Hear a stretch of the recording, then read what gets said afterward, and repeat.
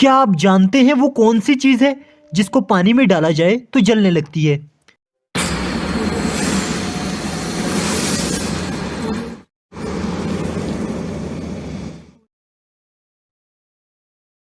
बिस्मिल्लाहिर्रहमानिर्रहीम। Once again welcome to another videos. आज का मेरा सवाल इंतहाई आसान सवाल, वो कौन सी चीज़ है जिसको पानी में डाला जाए तो जलने लगती है?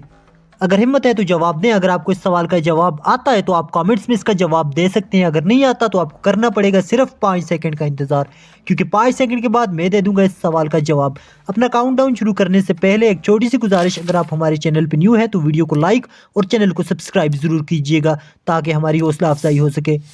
तो शुरू करते हैं अपना काउंटडाउन।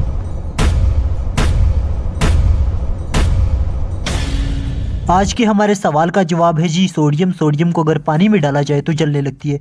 कैसी लगी आपको मेरी वीडियो? कमेंट्स में ज़रूर बताइएगा। मिलते हैं एक नई वीडियो के साथ, तब तक दीजिए इजाज़त। अल्लाह निगहबान।